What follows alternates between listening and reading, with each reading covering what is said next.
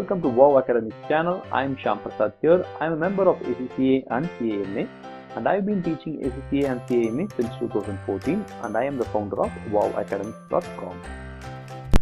In this video we will see about ACCA exemptions. So what is an exemption? Exemptions are given because subjects which you have already studied previously are not required to be studied again. So if you have any previous qualification such as a degree or a diploma or any other professional qualification, any subjects that you have studied there, you don't need to study it again in ACCA. So ACCA gives you this kind of exemption. But it is up to the student to accept the exemptions or write the exams. So once a student says that I am going to write the exams, later on he cannot claim an exemption. So for every exemption that is claimed, the student is required to pay an exemption fee which is very similar to the exam fee. So even if you don't want to write an exam and you want to accept an exemption, you have to pay an exemption fee. These are the exemptions which are available in India. So for every country to country, university to university, these exemptions change. So you have to check with the ACCA exemption database.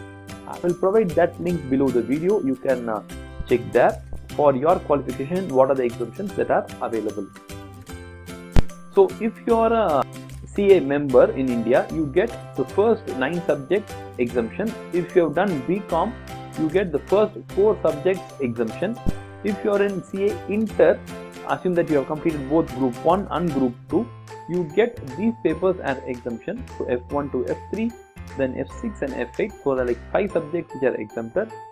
If you have cleared Inter Group 2, you get again these exemptions. For Group 1, you have to check the ACCA exemption database. If you are an ACS member, only the law paper F4 is exempted.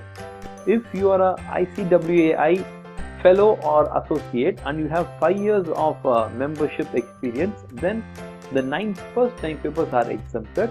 If you are an associate who has less than 5 years of membership, only these papers are exempted. So F1, 2, 3, 4, 6, 7 and 9 are exempted. So you have to write F5 and F8.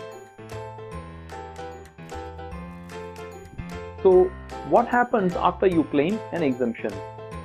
I have given the old code names here and the new code name of subjects so that you are like familiar with what we are going to discuss in the next slide.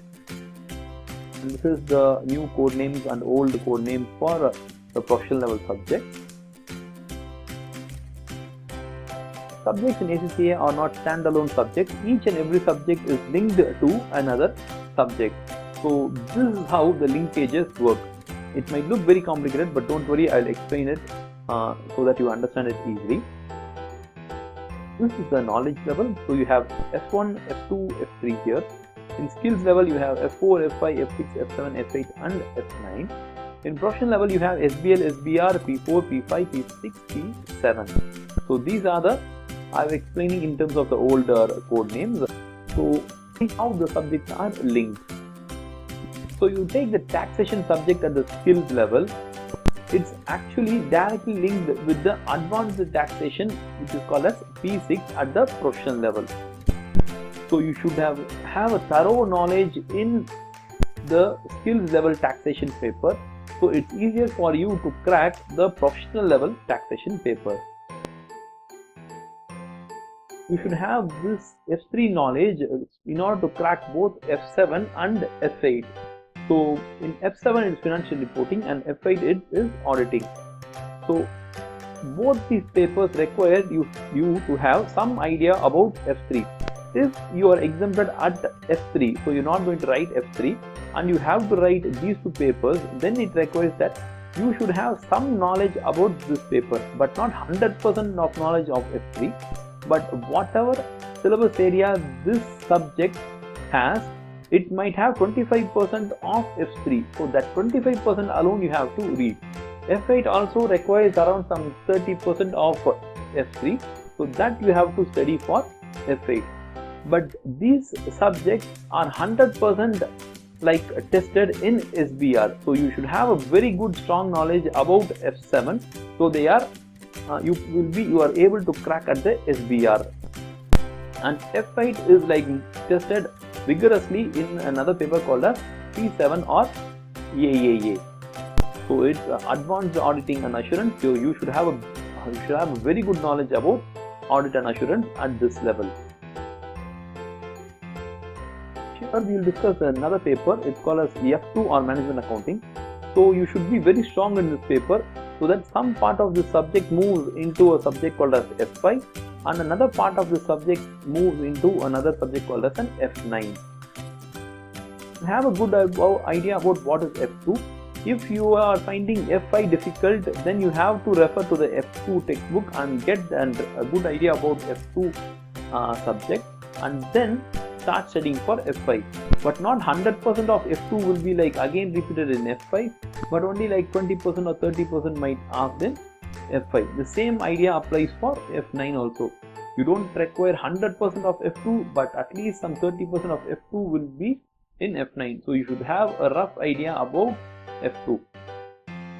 Subject F5 is like rigorously more tested in another exam called as P5, and F9 forms the basic foundation for another subject called as P4 or Advanced Financial Management. This is how the subjects are linked. I hope you got a good idea about the exam and the exemptions here. So you can reach me at my website, Quora, LinkedIn and Facebook. Also give us a like, share and comment on this video, and if you have any doubts you can post on the comment section. We'll be happy to answer you. Thank you very much.